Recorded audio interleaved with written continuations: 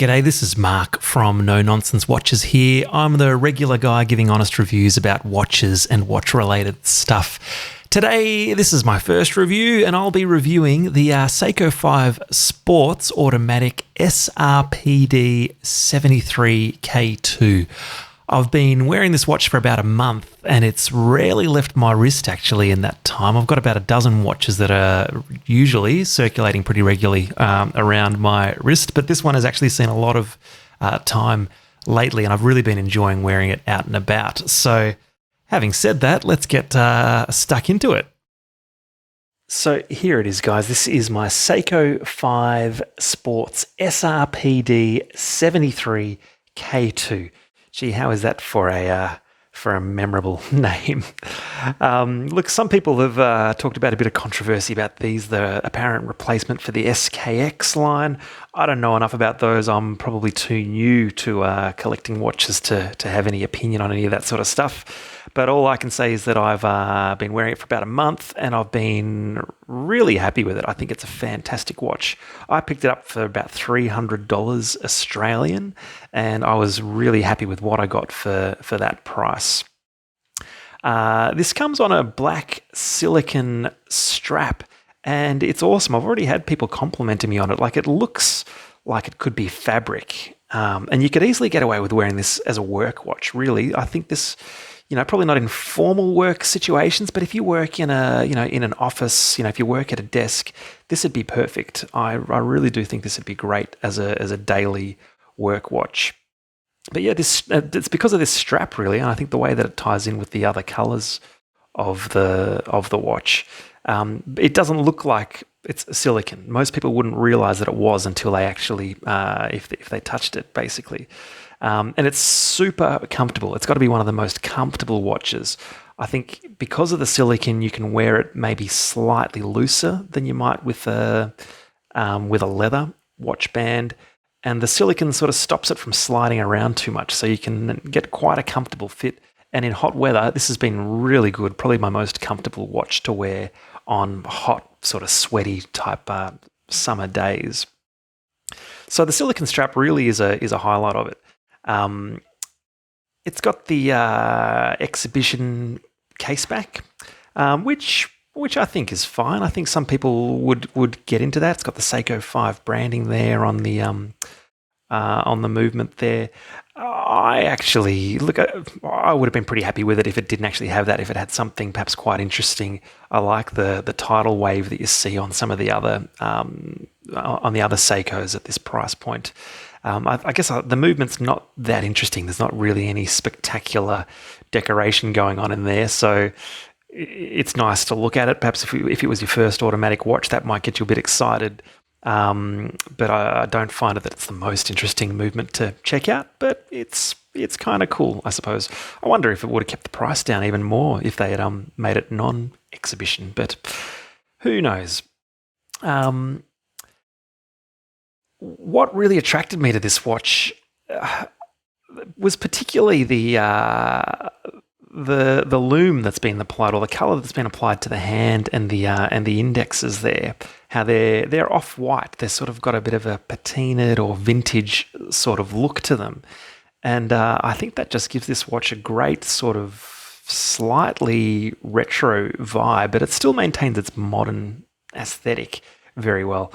I actually kind of, I think it kind of reminds me a little bit of the Rolex that Sean Connery wore in, that famous Rolex, which sort of prompted the, those greenish, greyish coloured, NATO straps. You all probably know the one that I'm talking about, but the one from the James Bond film, I think, I can't remember which film it was. Yeah, I think it's just got that sort of it's just got something that sort of is a bit reminiscent of that, and that kind of attracted me to the watch. Interesting. Look, like, it's not a particularly long watch from lug to lug. If I just have a quick squiz over at my screen, look, the length of this watch is 46 millimeters, with a 42 millimeter diameter and 13.4 millimeters thickness. But I've got other dive watches that are a bit longer than this, and what it gives the illusion of with this watch is it makes it look like it sits a bit more proud, or it makes it sort of look a little bulkier, just because it's, I guess, a little bit compressed. It's not just quite as long as some other watches, but it's honestly fine. So it's just its own look. I wouldn't necessarily say it's a bad thing, but I guess it just does give it a bit more of a compressed sort of more, sits a little more proud, sort of seems to sit a bit more proud on your wrist.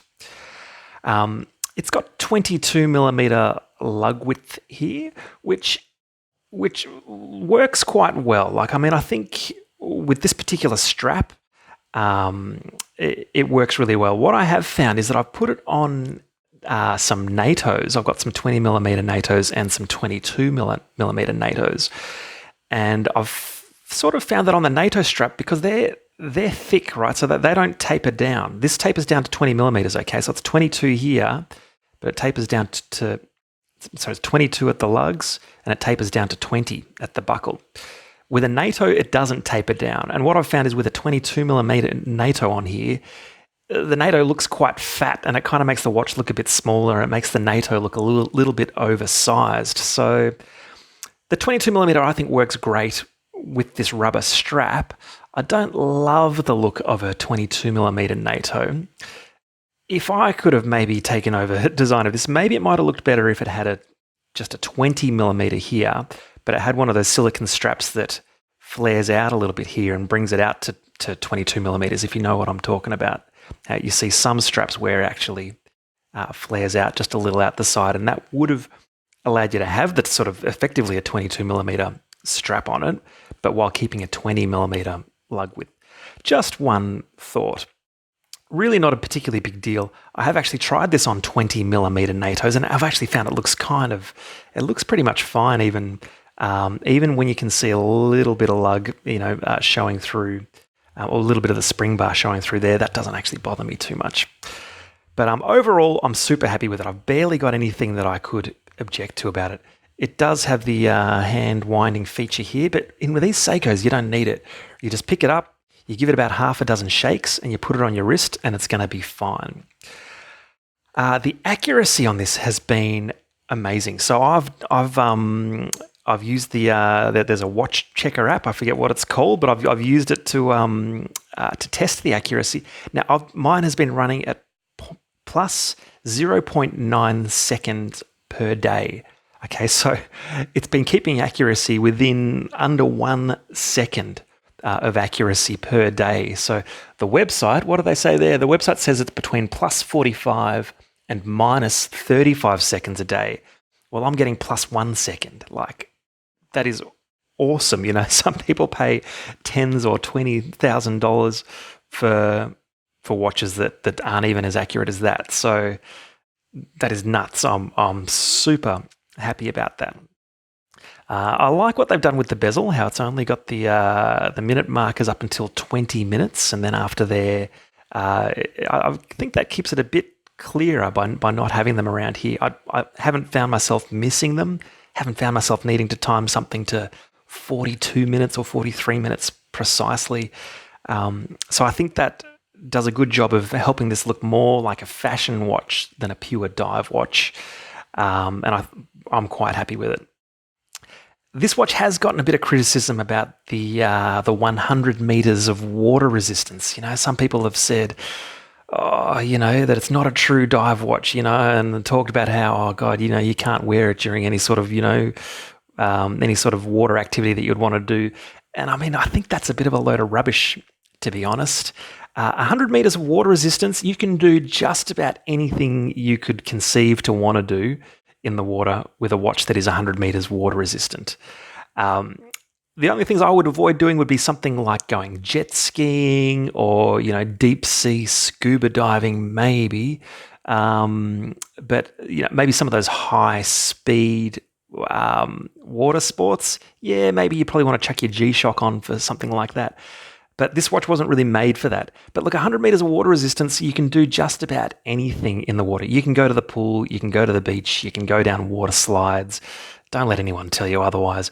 My daughter has a Garmin wristwatch which has 5 bars or 50 meters of water resistance. And she abuses the hell out of that watch. You know, she wears it out in the garden, in the rain, at the swimming pool, at the beach.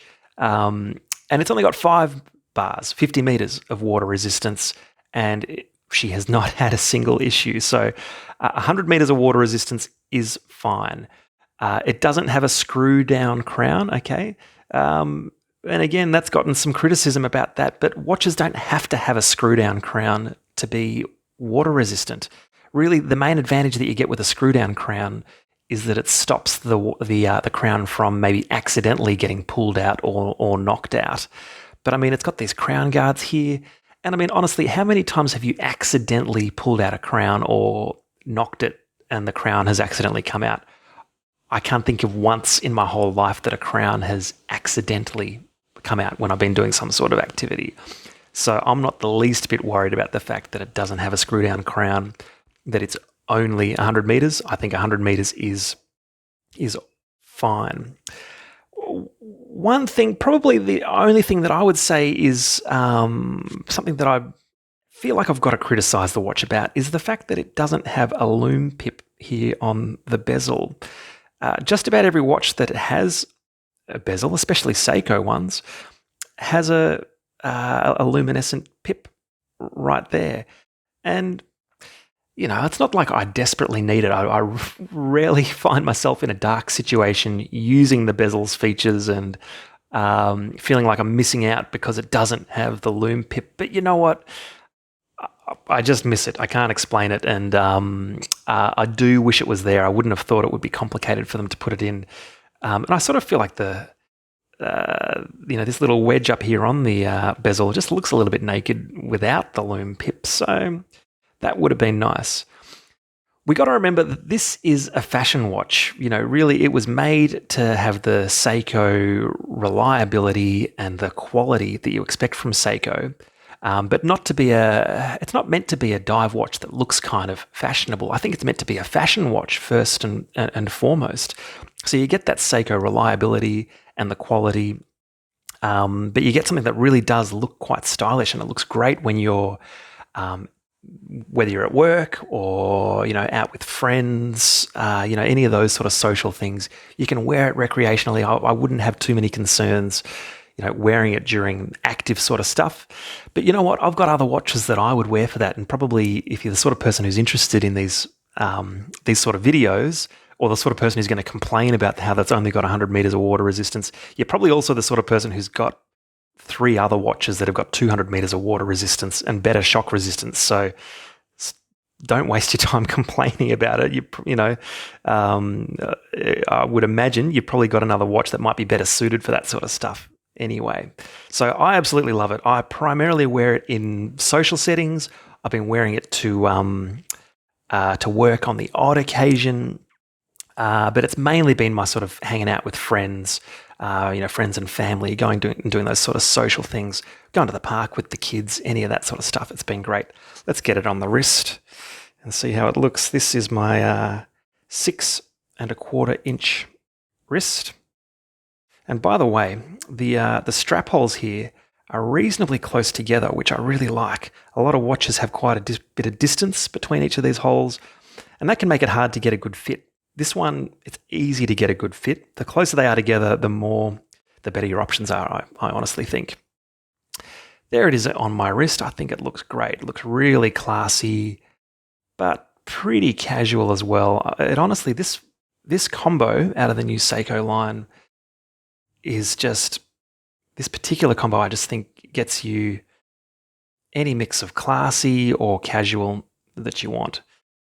Good anti-reflective coating on it. As you can see, I'm reflecting some of the light directly on it and got no issues seeing the hands. And just a couple of final observations that I hadn't pointed out previously. The reflections are pretty full on, but you can see that it's got these like drilled out holes here. It makes it really easy for strap changes. I've got my little tool here actually. So you can just get your strap changing tool and poke it in there carefully. Really easy to pop out the spring bars if you want to do a strap change.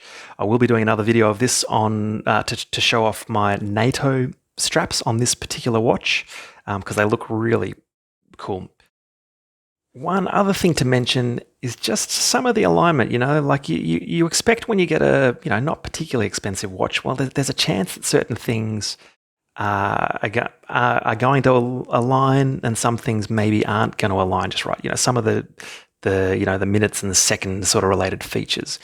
Now this one, if I bring it up nice and close, if you look at the triangle on the bezel, it could just be me being a bit too obsessive, but it doesn't quite line up with that top second marker there. And, I've tried, it's got 120 clicks around here and it's got a nice firm bezel. The bezel feels really good. It's got a nice sound to it. But when I try and line it up, this doesn't bother me, by the way. It doesn't bother me too much, but I've just noticed it. You sort of, is that lined up? No, if we go one more, is that, you find yourself, it's sort of lined up, but sort of not quite.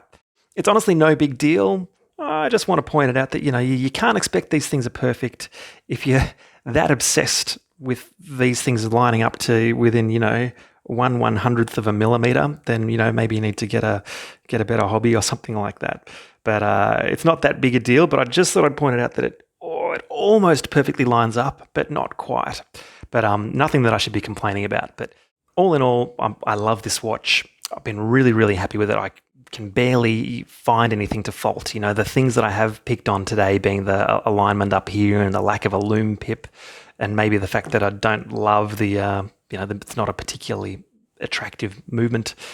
They're all minor details. I've got to look pretty hard to find something to criticize on this watch. So I would say don't hesitate to pick up something like this. It's a great price. You can get some really good deals online. So it's a thumbs up from me, without a doubt. Hope you've enjoyed the video.